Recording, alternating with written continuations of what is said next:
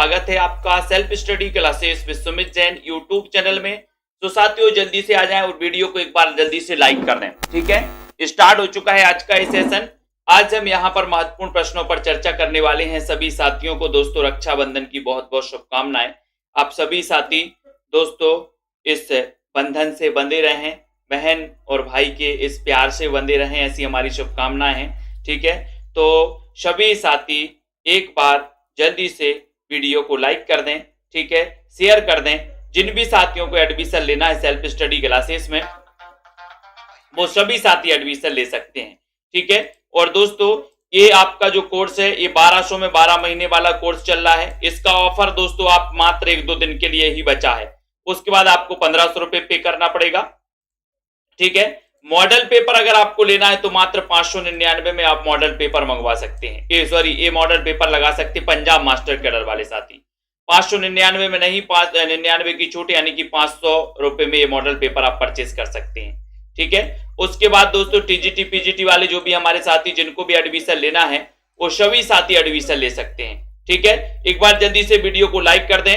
और यहां पर दोस्तों ये 3000 प्रश्नों की टेस्ट सीरीज लॉन्च हुई है। 3000 प्रश्नों की ये 3000 प्रश्न की टेस्ट सीरीज आप अपने घर पर मंगवा सकते हैं। 500 रुपए की ये टेस्ट सीरीज है, प्लस 99 रुपया पोस्ट चार्ज है। ठीक है, तो ये 599 टोटल आपको पे करना है और आप अपने घर पर मंगवा सकते हो ये टेस्ट सीरीज 3000 प्रश्नों की। ठीक है, चलिए तो स्टार्ट करते हैं। यहां से अपन को पढ़ना है कि खालिक बारी के रचयिता कौन है। सभी लोग जल्दी से बता दो और एक बार शेयर भी कर दें, सभी साथी लाइक कर दें फटाफट से। हमारे जितने भी साथी हैं, एमपी टेट वाले हैं, टीजीटी पीजीटी वाले साथी हैं, LT grade Punjab master cadre वाले साथी, जितने भी साथी हैं जल्दी से लाइक करो, फटाफट से शेयर कर दो। खालिक बारी के रचयिता कौन थे? अब्दुल रहमान है, रहीम, खुसरो या फिर रसखान कौन माने जाते हैं? 53 नंबर का क्वेश्चन है, खालिक बारी के रचयिता कौन थे? खालिक बारी के रचयिता कौन थे? और सभी लोगों का 53 का आंसर बताना है। 53 नंबर में आपका सही आंसर क्या जा रहा है, चयन करिए जल्दी जल्दी।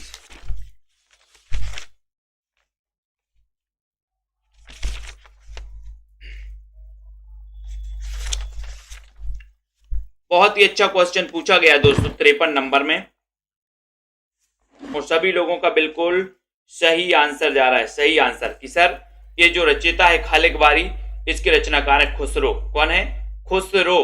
खुसरो यानी कि आपका जो सी नंबर है खुसरो, आपका बिल्कुल सही है। Khusro right answer, very good. भविष्यत कहा के रचनाकार का नाम बताइए। 54 नंबर के क्वेश्चन में भविष्यत कहा के रचनाकार कौन है बताइए, चयन करिए फटाक से। भविष्यत कथा के रचनाकार कौन है? धनपाल हैं, स्वयंभू हैं, खुसरो हैं या फिर जो इंदु माने जाते हैं? कौन माने जाते भविष्यत कहा के रचनाकार? भविष्यत कहा बताना है। और 54 नंबर के क्वेश्चन में सभी को पता है कि सर भविष्य के लिए धन की चिंता, धन से धनपाल, धन से धनपाल यानी कि आपका जो ए नंबर है धनपाल, ये बिल्कुल सही है। ए नंबर आपका राइट आंसर है। ठीक है, बहुत बढ़िया। खड़ी बोली हिंदी में रचना करने वाला जो पहला कवि है वो पहला कवि कौन है? खड़ी बोली हिंदी में बताना है, जल्दी से एक बार बता दो। मैथिली शरण गुप्त हैं, खुसरो हैं, महावीर प्रसाद द्विवेदी हैं, कौन है? चयन करो जल्दी से। बहुत ही बढ़िया क्वेश्चन पूछा गया है आपसे, जल्दी से बताइए।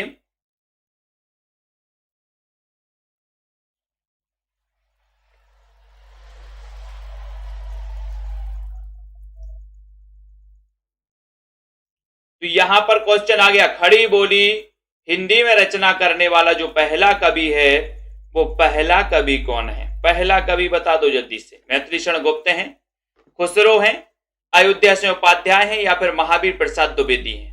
तो खड़ी बोली हिंदी में रचना करने वाले जो पहले कवि माने जाते हैं वो खुसरो, कवि खुसरो माने जाते हैं, यानी कि आपका जो बी नंबर है वो बिल्कुल सही है। ठीक है, ये भी अपन को याद रख लेना। बोले सर खड़ी खड़ी खड़े खड़े खुसर खुसर करते, खुसरो खड़ी है, बोले खुसरो क्या है? खड़े हैं, है ना? तो खड़े से अपन को याद कर लेना। खड़ी बोली हिंदी में रचना करने वाले जो प्रथम कवि हैं वो कौन है? खुसरो। खड़ी बोली हिंदी के प्रथम कवि माने जाते हैं। इनमें से कौन सा ग्रंथ शिलाओं पर लिखा है?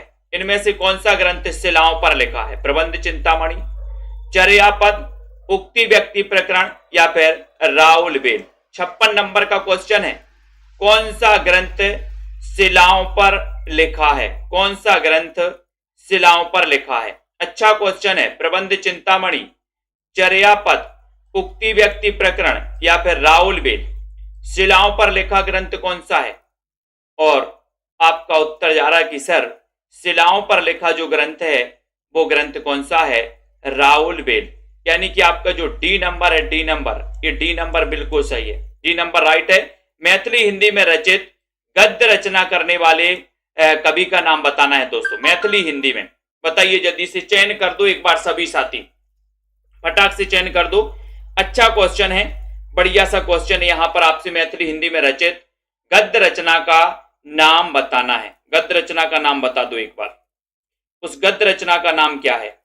मैथिली हिंदी में रचना करने रचना का नाम बताइए। मैथिली वर्ण रत्नाकर है, राउल बेल है। लगभग सभी लोगों को पता है कि सर मैथिली हिंदी में रचित गद्य रचना का नाम बताना है। गद्य रचना कौन सी है?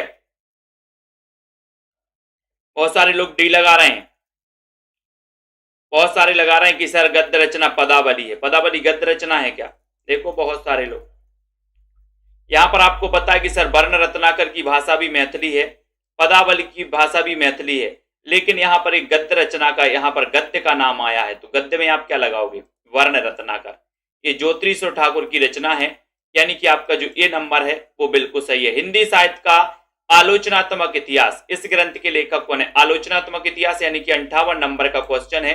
बताओ, डॉक्टर शिव कुमार हैं, गोविंद त्रिगुणायत हैं, डॉक्टर गणपति हैं या फिर डॉक्टर रामकुमार वर्मा हैं?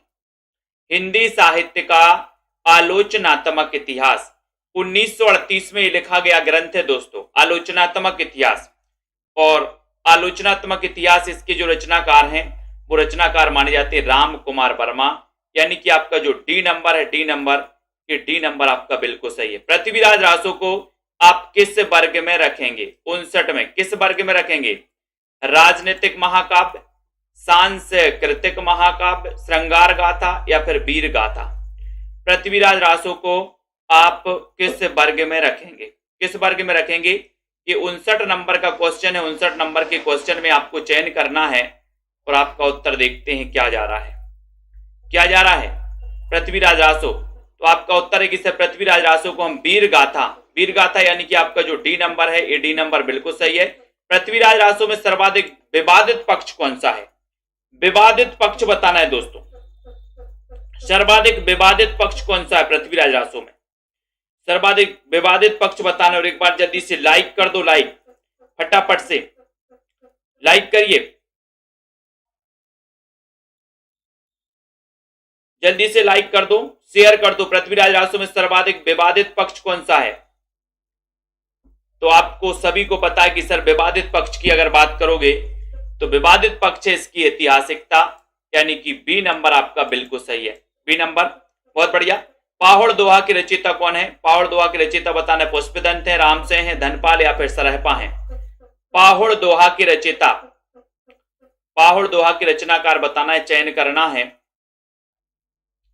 और सभी लोगों का आंसर बिल्कुल सही जा रहा है कि सर पाहुड़ दोहा, पाहुड़ दोहा बताइए।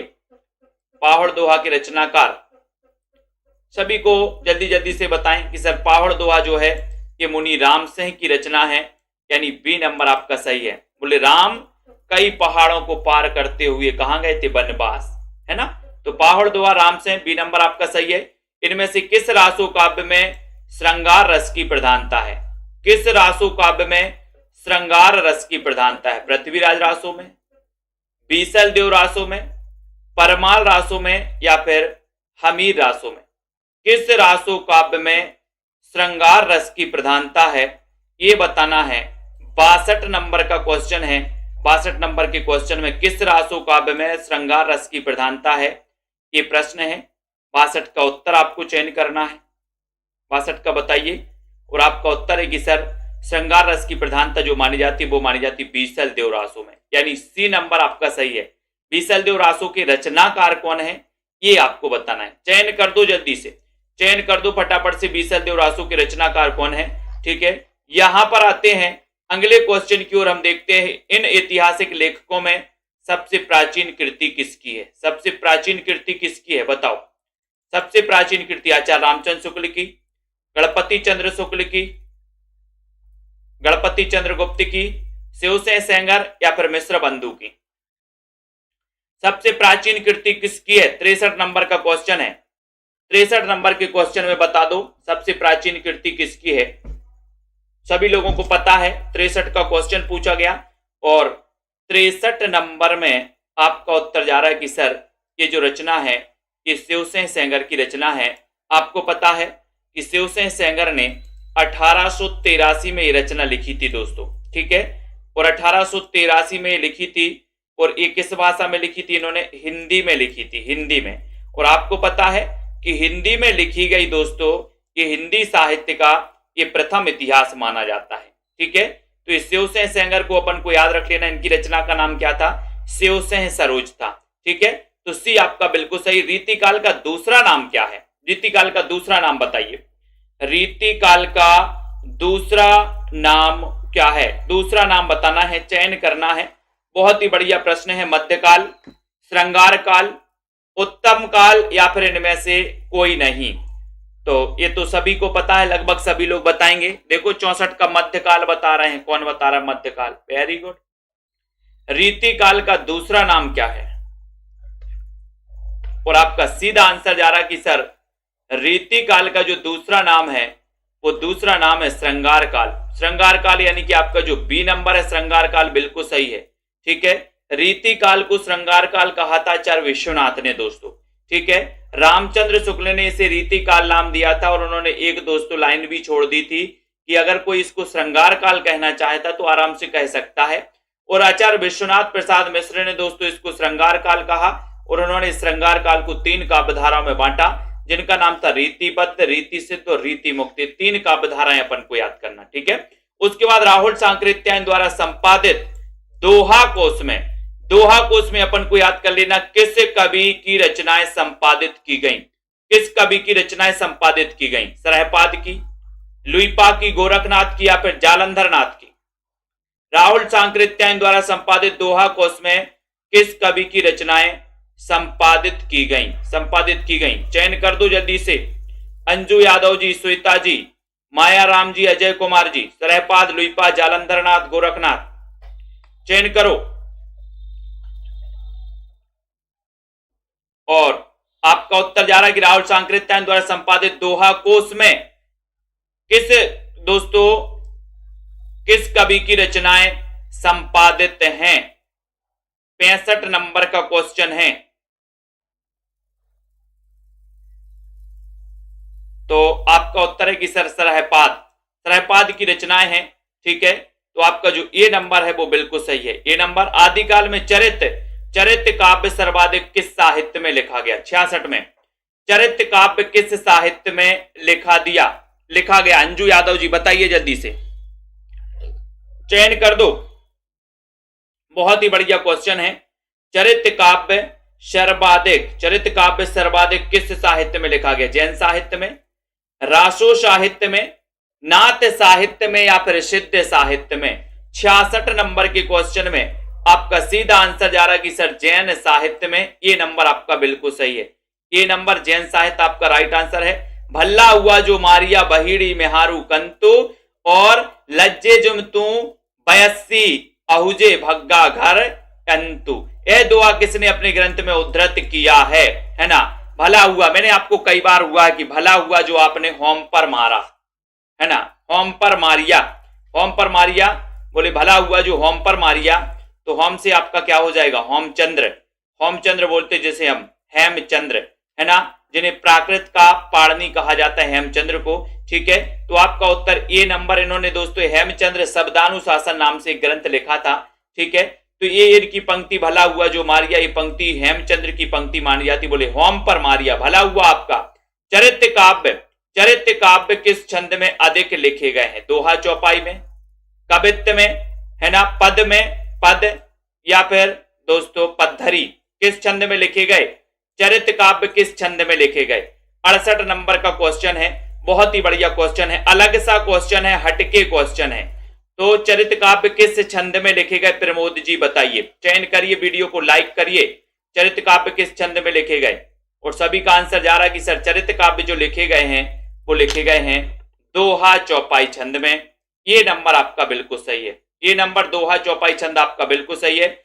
जैन साहित्य में रामकथा किस नाम से स्वयंभू द्वारा लिखी गई दोस्तों। जैन साहित्य में रामकथा किस नाम से स्वयंभू द्वारा लिखी गई, स्वयंभू द्वारा लिखी गई। रामचरित, महापुराण, पयुमचर्यु, रामचंद्रिका, ये बताना। जैन साहित्य में रामकथा किस नाम से स्वयंभू द्वारा लिखी गई, ये बताइए 69 नंबर के क्वेश्चन में। 69 का राइट आंसर बताना है। वीडियो को लाइक कर दो जल्दी से। 69 का उत्तर बताना। 69 69 का रामकथा किस नाम से स्वयंभू द्वारा लिखी गई है। 69 नंबर के क्वेश्चन में आपको बता है कि सर ये लिखी गई है पयुमचर्यु, यानी सी नंबर आपका पयुमचर्यु बिल्कुल सही है। अपभ्रंश का वाल्मीकि किस कवि को कहा जाता है। अपभ्रंश का वाल्मीकि बताना है। अपभ्रंश का वाल्मीकि किस कवि को कहा जाता है, जल्दी से चयन करो। पुष्पदंत को, अब्दुल रहमान को, स्वयंभू को, या फिर रामसह को। अपभ्रंश का वाल्मीकि 70 का क्वेश्चन है। वीडियो को लाइक कर देना। जिन भी साथियों को 3000 क्वेश्चन की टेस्ट सीरीज मंगवाना है दोस्तों, ये टेस्ट सीरीज 500 रुपए की है, प्लस 99 रुपए आपको पोस्ट चार्ज भी इसमें देना है, तो कुल मिला के 599 पे करना पड़ेगा, ठीक है। अपभ्रंश का वाल्मीकि किस कवि को कहा जाता है, 70 नंबर का क्वेश्चन है, और आपका उत्तर है कि सर अपभ्रंश का वाल्मीकि कहा जाता है स्वयंभू को। सी नंबर आपका सही है। ढोला मारूरा दूहा, इसके रचयिता कौन है। ढोला मारूरा दूहा 71 नंबर में जल्दी से बता दो, ढोला मारूरा दूहा की रचनाकार कौन है। वीडियो को लाइक जरूर करना दोस्तों, ठीक है। जिन भी साथियों को सेल्फ स्टडी क्लासेस में एडमिशन लेना है, आप सभी साथी एडमिशन भी ले सकते हैं। यहां पर आपसे ढोला मारूरा दूहा पूछा है, ढोला मारूरा दूहा की रचनाकार कौन है, एक अच्छा क्वेश्चन। और आपको बताए ढोला, ढोल, ढोल, और ढोल बजाने में हम क्या है, कुशल, तो कुशल लाभ। मूल कवि इसके कल्लोल माने जाते हैं दोस्तों। मूल कवि कौन माने जाते हैं, कल्लोल। तो कल्लोल जी को भी अपन को याद कर लेना, मूल कवि कल्लोल माने जाते हैं। बहुत ही बढ़िया, ठीक है। तो यहां पर आपका उत्तर कुशल लाभ बिल्कुल सही है। इनमें से बीसल देव रासो के रचयिता कौन है। बीसल देव रासो आपको पता ही है कि सर बीसल देव रासो की बात करोगे तो बीसल देव है ना, इसके रचनाकार बता दो जल्दी से एक बार। बीसल देव के रचनाकार कौन है, जगनेक है, जगनेक है, भट्ट केदार है, नरपति नाल है। बीसल देव बोले सर नरपति 20 नहीं होते, 20 नहीं होते, बोले सर एक ही होता है 20, तो 20 से यहां पर बीसल देव और नरपति, तो नरपति से नरपति नाल। अजमेर के शासक से संबंधी रचना मानी जाती है। श्रृंगार प्रधान ये रचना है दोस्तों, श्रृंगार प्रधान रचना मानी जाती है। इसको भी याद कर लेना, बीसल देव रासो, ठीक है। अवधूत मत किसका पर्यायवाची शब्द है। अवधूत मत बताओ, और इसको अवधूत मत कहा किसने, ये भी आपको बताना है। अवधूत मत किसका पर्यायवाची शब्द है। सिद्ध संप्रदाय का, नाथ संप्रदाय का, बौद्ध संप्रदाय का, या फिर सूफी संप्रदाय का, बताओ।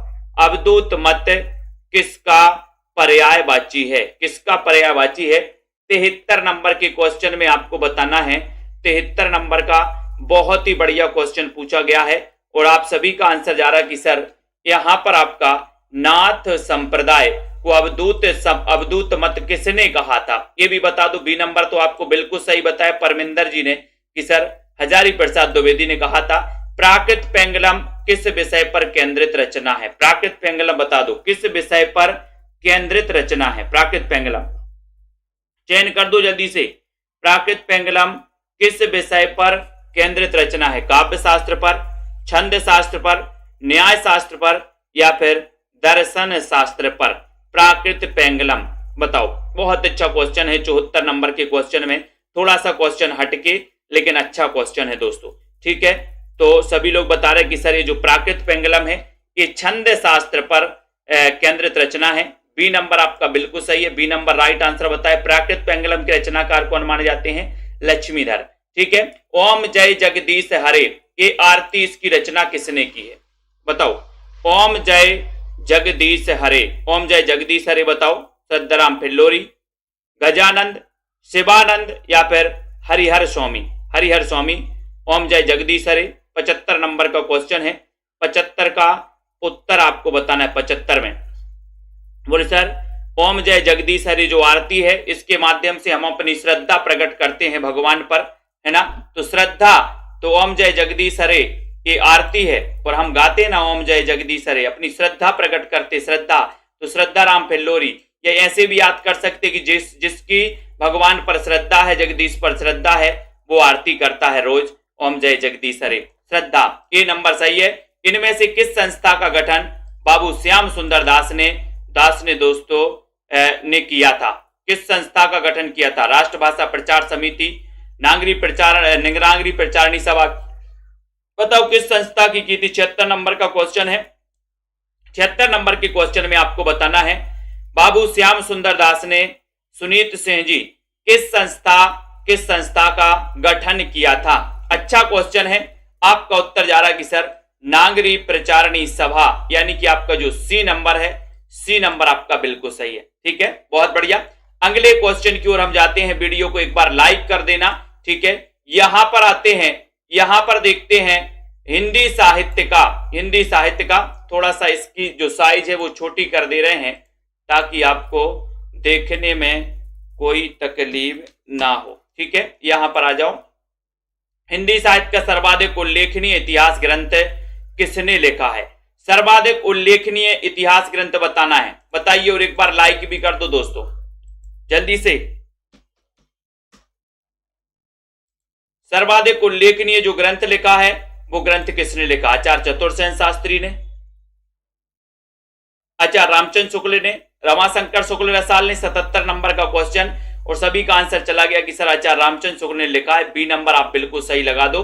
हिंदी साहित्य के प्रारंभिक काल को आदिकाल नाम किसने दिया? हिंदी साहित्य के प्रारंभिक काल को आदिकाल नाम किसने दिया? आदिकाल नाम बताना है, किसने दिया है बता दो जल्दी से। आदिकाल जो नाम दिया है वो नाम किसने दिया है? अच्छा क्वेश्चन है, बहुत ही बढ़िया क्वेश्चन है, फटाफट से बताएंगे जल्दी से। और एक बार लाइक भी कर देना सभी साथी, जल्दी से लाइक कर दें। हिंदी साहित्य के प्रारंभिक काल को आदिकाल की संज्ञा किसने दी है? आदिकाल की संज्ञा किसने दी है? ये आपको चयन करना है, ये आपको बताना है।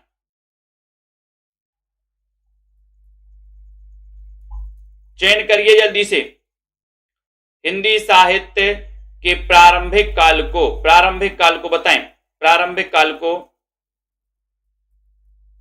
और आपको पता है कि सर आदिकाल कहा था किसने? हजारी प्रसाद द्विवेदी ने, क्योंकि आदिकाल हजारों वर्ष पूर्व आदिकाल की शुरुआत हुई थी हजारी प्रसाद द्विवेदी, है ना। विद्यापति माने कि ऐसा काल जो हजारों वर्ष पूर्व शुरू हुआ हो उसे हम क्या कहेंगे? आदिकाल, है ना। तो हजारी से हजारी प्रसाद द्विवेदी, उन्होंने आदिकाल की संज्ञा दी। और आपको पता है कि इन्होंने एक ग्रंथ भी लिखा था हिंदी साहित्य का, आदिकाल, 1952 में लिखा था। ठीक है, विद्यापति पदावली में किस रस की प्रधानता है? वीर रस की है, श्रृंगार रस की है, शांत रस की है, या फिर वात्सल्य रस की है? विद्यापति पदावली में किस रस की प्रधानता है? 79 नंबर का क्वेश्चन है। 79 नंबर के क्वेश्चन में विद्यापति पदावली में किस रस की प्रधानता है ये बताना। 79 नंबर का वीडियो को लाइक कर दो। और आपको पता है कि सर इस विद्यापति की पदावली में श्रृंगार रस की प्रधानता है। बी नंबर आपका श्रृंगार रस की प्रधानता बिल्कुल सही है। इसकी भाषा क्या है? मैथिली। ठीक है, इनमें से हिंदी साहित्य के पहले इतिहास ग्रंथ लेखक कौन है? पहले बताओ इतिहास ग्रंथ लेखक कौन है? यानी कि इस्तेवार द ललितुत्र हिंदुस्तानी, इसके रचनाकार कौन है बताइए। संगीता जी, तनु जी, रजनी जी बताएं। शिवसेन सेंगर हैं, जॉर्ज ग्रियर्सन हैं, गाडसा तासी हैं, या फिर मिश्र बंधु हैं।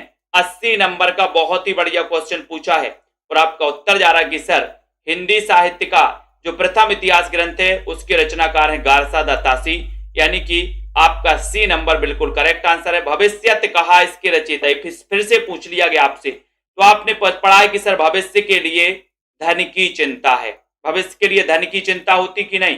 तो धन से धनपाल, या भविष्य के लिए अपन धन संग्रह करके रखते हैं, धनपाल। ठीक है, तो धनपाल यानी कि आपका जो बी नंबर है वो बिल्कुल सही है। ठीक है ना, बहुत बढ़िया। तो यहां पर आपका 81 नंबर का जो क्वेश्चन है वो बिल्कुल बी नंबर बिल्कुल सही हो गया। हिंदी साहित्य के इतिहास लेखकों में काल क्रमानुसार कवियों का वर्गीकरण सबसे पहले किसने किया? बहुत बढ़िया, काल क्रमानुसार पूछा है यहां पर। कमलाकांत जी, मनीष जी बताओ, काल क्रमानुसार कवियों का वर्गीकरण सबसे पहले किसने किया है? शशि जी बताइए, मास्टर अधिगम जी वीडियो को लाइक भी कर देना दोस्तों। निरंतर इस क्लास से जुड़ना है, जिनको भी एडमिशन लेना है इस ऑफर का लाभ आपको लेना है और ये ऑफर जल्दी समाप्त हो जाएगा, है ना। ऑफर का लाभ सभी साथी लेंगे। अच्छा क्वेश्चन है, हिंदी साहित्य के इतिहास लेखकों में काल क्रमानुसार कवियों का वर्गीकरण सर्वप्रथम किसने प्रस्तुत किया है? 82 नंबर के क्वेश्चन में आपका उत्तर चला गया जॉर्ज ग्रियर्सन, यानी ये नंबर आपका बिल्कुल सही है। ठीक है, वेरी गुड। इनमें से आदिकाल के अंतिम चरण के सुप्रसिद्ध कवि कौन है? अंतिम चरण के अब्दुल रहमान है, बताइए जल्दी से। बहुत बढ़िया, आशु गोंडवाल जी। इनमें से आदिकाल के अंतिम चरण के सुप्रसिद्ध कवि कौन है? अब्दुल रहमान है, अमीर खुसरो हैं, स्वयंभू हैं या फिर पुष्पदंत हैं? 83 नंबर का क्वेश्चन है। 83 नंबर के क्वेश्चन में आपको उत्तर बताना है और आपको आदिकाल के अंतिम चरण के प्रसिद्ध कवि जो माने जाते हैं वो माने जाते कौन? अमीर खुसरो। अमीर खुसरो, बी नंबर, बहुत बढ़िया। ऐसे रासो ग्रंथ के रचनाकार का नाम बताइए जिसकी रचना अजमेर के शासक से संबंधित है। ये क्वेश्चन भी कई बार आ चुका। 84 नंबर का क्वेश्चन। दलपति विजय, नरपति नाल, नल्ल सेन या फिर मधुकर भट्ट हैं? ऐसे रचनाकार का नाम बताना है जिसकी रचना अजमेर के शासक से संबंधित है, ये पूछा गया है। और आप सभी को पता है कि सर्वो ऐसे रचनाकार कौन है? नरपति नाल हैं। और नरपति नाल की जो रचना है बीसल देव रासो, वो अजमेर के शासक से संबंधित है। बी नंबर आपका बिल्कुल सही है। अपभ्रंश में राम के चरित्र पर आधारित ग्रंथ इनमें से कौन सा? राम के चरित्र पर, यानी 85 नंबर का क्वेश्चन है, बताइए, चयन करिए। रंजना जी, बहुत ही बढ़िया क्वेश्चन है। परमिंदर जी, 85 नंबर का क्वेश्चन है। अपभ्रंश में राम के चरित्र पर आधारित ग्रंथ कौन सा है? रेगुलर आपको क्लासें अटेंड करनी है दोस्तों। प्रश्न सरल हो या कठिन, अभ्यास जरूर करना है, ज्यादा से ज्यादा अभ्यास करना है। अगर आप अपना स्वयं का इतिहास उठाकर देखेंगे तो अभी तक आप उन्हीं प्रश्नों में से दोस्तों आपका सिलेक्शन नहीं हो पाया जो प्रश्न आपसे बनते थे। 4 से 5 या 5 से 10 क्वेश्चन जो आपसे बनते थे, उन्हीं प्रश्नों से आपका सिलेक्शन रुका है। तो आप सरल और कठिन का जो आपका मोह रहता है उसको त्याग करके पढ़ेंगे तो निश्चित ही आपका अभ्यास बहुत बढ़ेगा। अभ्यास बढ़ेगा तो क्वेश्चन गलत नहीं होंगे। ठीक है, तब आपका उत्तर यहां पर पयोम चरियु बिल्कुल सही चला गया। ये नंबर आपका राइट आंसर है। निम्नलिखित को दोस्तों यहां पर सही कूट मिलाकर के बताना है। थोड़ा सा इसकी इमेज जो है छोटी कर लेते हैं अपन। यहां पर आ जाओ, जल्दी से बताओ, हजारी प्रसाद द्विवेदी का ग्रंथ कौन सा है ना। तो यहां पर आपने देखा है कि सर हजारी प्रसाद द्विवेदी ने लिखा था क्या? हिंदी साहित्य की भूमिका लिखी इन्होंने, भूमिका। ठीक है, गणपति चंद्रगुप्त ने तो हिंदी साहित्य का दोस्तों वैज्ञानिक इतिहास लिखा, वैज्ञानिक इतिहास। ठीक है, राम कुमार वर्मा की बात करें तो हिंदी साहित्य का इन्होंने आलोचनात्मक इतिहास लिखा है। ठीक है, हिंदी साहित्य का आलोचनात्मक इतिहास। और रामचंद्र शुक्ल की बात करें तो इन्होंने हिंदी साहित्य का इतिहास लिखा। तो कुल मिला के सीधा सीधा है, बहुत ही अच्छा क्वेश्चन है। ठीक है, बहुत बढ़िया, है ना। उसके बाद यहां पर आते हैं अगले क्वेश्चन पर, यहां पर पढ़ते हैं। अगला क्वेश्चन यहां पर आ रहा है, ये आ गया। यहां पर देखते हैं इनमें से जगनिक की रचना कौन सी है? 87 नंबर का क्वेश्चन है। जगनिक की रचना बताना है। खुमान रासो, परमाल रासो, पृथ्वीराज रासो या फिर बीसल देव रासो? जगनिक की रचना कौन सी मानी जाती है? कौन सी मानी जाती है? तो जगनिक का तो सभी लोगों को पता है कि सर इन्होंने आला खंड लिखा, और आला जो गाया जाता है वो वर्षा ऋतु में गाया जाता है। इसकी भाषा क्या है? आला खंड किस भाषा में लिखा गया है, ये बताना है। बताइए, आला जो खंड है वो किस भाषा में लिखा गया? कोई बताएगा? जगनिक की रचना परमाल रासो, यानी कि इसका अन्य नाम जो है आला खंड भी है दोस्तों। तो बी नंबर है ना। बी नंबर आपका बिल्कुल सही है। अब इसकी भाषा क्या है ये आपको बताना। आला खंड किस रासो को कहा जाता है? किस रासो को कहा जाता है? तो ये तो आपका यहां पर बिल्कुल सही हो जाएगा, परमाल रासो को आला खंड कहा जाता है। ये क्वेश्चन भी कई बार आया है। आला उदल की वीरता का उल्लेख किस रासो काव्य में किया गया? ऐसा भी क्वेश्चन आ जाता है। बताओ, आला खंड की भाषा क्या है? किस भाषा में लिखा गया आला खंड? बताइए। हाँ, सरोज रावल जी बिल्कुल। उत्कर्ष सिंह जी बताइए। श्वेता जी, आला उदल की वीरता का जो उल्लेख है वो किस रासो काव्य में है? तो आपको पता है कि सर जो आलाखंड या परमाल रासो लिखा गया है ना, तो आपको डिंगल भी कहीं कहीं मिलता है, लेकिन एक चीज आपको याद रख लेना है कि जो आलाखंड लिखा गया है एक बुंदेली की उपभाषा है, कौन सी, वनाफरी।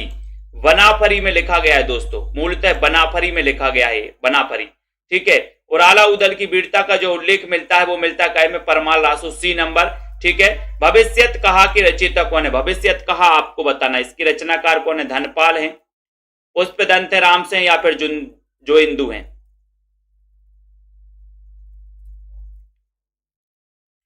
चयन करिए, जल्दी से वीडियो को लाइक कर दो।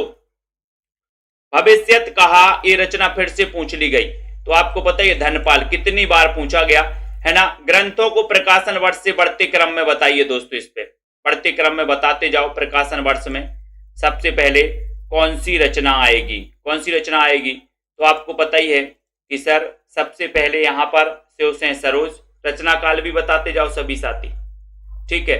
मिश्र बंधु विनोद, रचना काल बताइए।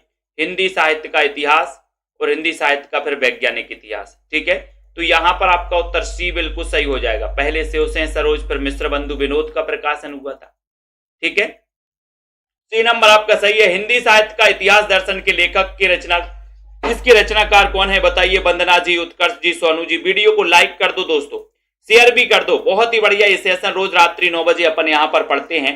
कई ऐसी चीजें हैं दोस्तों कि आपको मैंने ट्रिक से भी बहुत सारी चीजें बताई हैं, है ना, और वो ट्रिक ऐसी बताई हैं कि आप जीवन में भूल भी नहीं सकते। हिंदी साहित्य का इतिहास दर्शन ग्रंथ, इसके रचनाकार कौन है, एक अच्छा क्वेश्चन है। आचार्य रामचंद्र शुक्ल, श्याम सुंदर दास हैं, बताइए, है ना। और 92 नंबर का क्वेश्चन है। 92 नंबर के क्वेश्चन में आपका उत्तर है कि सर हमें दर्शन करना है। दर्शन कैसे करोगे, बोले सर हम दर्शन लोचन से करेंगे, अपने लोचन।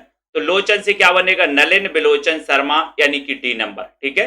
हिंदी साहित्य का इतिहास दर्शन ग्रंथ के लेखक हैं नलिन बिलोचन शर्मा, डी नंबर।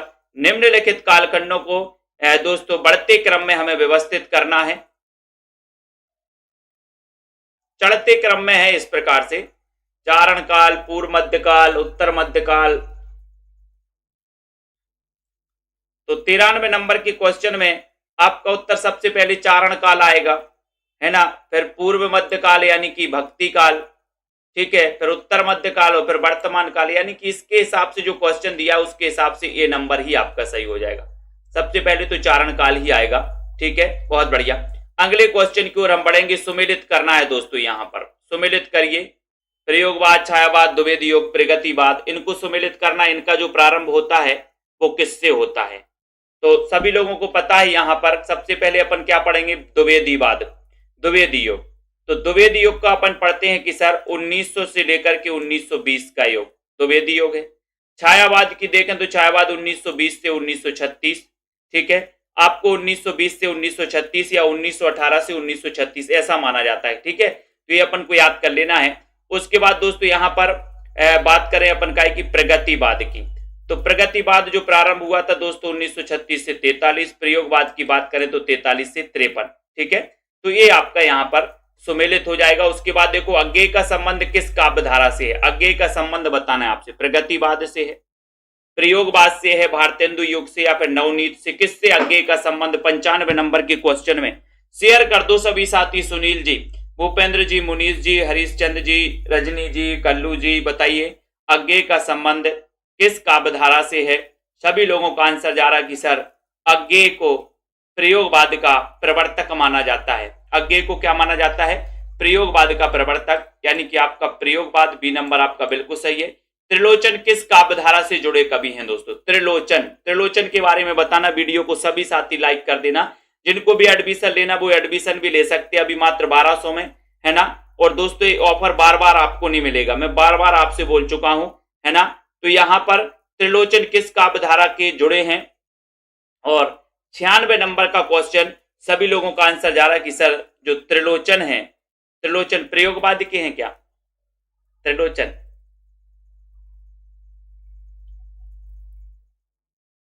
प्रयोगवाद के हैं क्या, त्रिलोचन, या फिर प्रगतिवाद के। तो बोले सर उसकी प्रगति हुई है हमने लोचन से देखी, लोचन से प्रगति, है ना। प्रगति कैसे दिखती है, बोले आंखों से देखी हमने प्रगति, लोचन से देखी उसकी, ठीक है, लोचन से हमने उसकी प्रगति देखी, प्रगतिवाद। नाथ पंथ का सर्वाधिक प्रभाव किस कवि पर है? नाथ पंथ का बताइए। नाथ पंथ का सूरदास पर है, गुरु नानक पर, कबीर या फिर तुलसीदास पर है दोस्तों। एक बढ़िया सा रिवीजन यहां पर अपना चल रहा है ना। पढ़ते पढ़ते, अध्ययन करते करते हम आगे बढ़ेंगे, ठीक है, और हम होंगे कामयाब एक दिन, ठीक है। नाथ पंथ का सर्वाधिक प्रभाव किस कवि पर है? सूरदास पर है, कबीर पर, गुरु नानक या फिर तुलसीदास। 97 नंबर के क्वेश्चन में आपका उत्तर चला गया कि सर कबीर पर इसका प्रभाव है। सी नंबर आपका बिल्कुल सही है, सी नंबर, बहुत बढ़िया आंसर, ठीक है। सरहपा का संबंध है सिद्ध संप्रदाय से, नाथ संप्रदाय से, जैन संप्रदाय या फिर संत काव्य से। सरहपा का संबंध बताना है किससे है? 98 नंबर का क्वेश्चन है।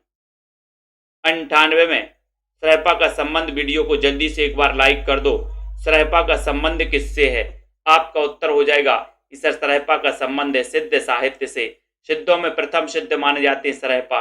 सर्वोच्च स्थान जो है माना जाता है सिद्धों में किसका? लुइपा का, ठीक है, याद कर लेना। और सरहपा को हिंदी का प्रथम कवि माना है किसने? राहुल सांकृत्यायन ने, ठीक है। गोरखनाथ की रचनाओं का संकलन गोरखबानी नाम से किसने किया? 99 नंबर का क्वेश्चन है। रक्षा जी, नितिन जी, हरमिंदर जी, सीताराम चतुर्वेदी ने, हजारी प्रसाद द्विवेदी ने, पीताम्बर दत्त बड़थवाल ने या फिर डॉक्टर नगेंद्र ने। गोरखनाथ की रचनाओं का संकलन गोरखबानी नाम से किसने किया है? अच्छा क्वेश्चन है, 99 नंबर का क्वेश्चन है और सभी का आंसर जा रहा है कि सर गोरखबानी नाम से किया था किसने? पीताम्बर दत्त बड़थवाल ने। सी आपका बिल्कुल सही है, सी नंबर, बहुत बढ़िया। कौन सा नाम आदिकाल का नहीं है? आदिकाल का नाम कौन सा नहीं है? 100 नंबर के क्वेश्चन में वीडियो को लाइक कर देना दोस्तों। जिन भी साथियों को 3000 प्रश्नों की टेस्ट सीरीज दोस्तों, टॉपिक वाइज टेस्ट सीरीज है, बहुत ही महत्वपूर्ण प्रश्नों का संकलन किया गया। ये जिनको मंगवाना है, ये टेस्ट सीरीज 500 रुपए की है ना, प्लस 99 रुपए दोस्तों आपको स्पीड पोस्ट चार्ज भी इसमें लगेगा, ठीक है। तो कुल मिला के 599 रुपए आपको पे करना पड़ेगा और आप अपने घर पर इसको मंगवा सकते हैं, ठीक है। तो आदिकाल का जो नाम नहीं है वो नाम देखो, वीरगाथा काल तो है, चारण काल भी है, बीज वपन काल है, लेकिन वीरता काल नहीं है। बी नंबर आपका बिल्कुल सही आंसर हो गया। बहुत ही बढ़िया तरीके से आप लोगों ने यहां पर पढ़ा है, इतने अच्छे सारे प्रश्नों पर अपन ने अध्ययन किया है। ये 3000 प्रश्नों की टेस्ट सीरीज आप अपने घर पर मंगवा सकते हैं दोस्तों, ठीक है। बहुत ही बम्पर प्रश्न है, बहुत ही बढ़िया प्रश्न है, ठीक है। और उसके बाद यहां पर देखते हैं हिंदी साहित्य टीजीटी पीजीटी के लिए इसमें एडमिशन भी ले सकते हैं। मात्र 1200 रुपए में अभी ऑफर है, इस ऑफर का लाभ सभी साथी लेंगे। ये 4-5 महीने बाद ये ऑफर आया है दोस्तों, है ना, बहुत ही बढ़िया ऑफर आया है, ठीक है।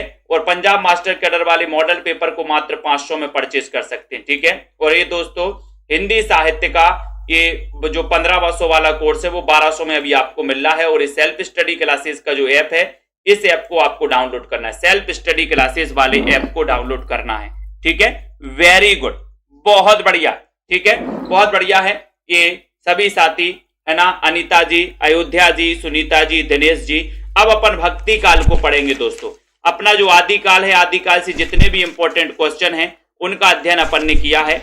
अब दोस्तों अपन भक्ति काल के कुछ महत्वपूर्ण प्रश्नों पर चर्चा करेंगे, ठीक है। इसी प्रकार से आप लोगों को अध्ययन करते रहना, सेल्फ स्टडी क्लासेस परिवार को बढ़ाते रहना, जहां तक बनेगी जितनी सारी दोस्तों आपको, है ना।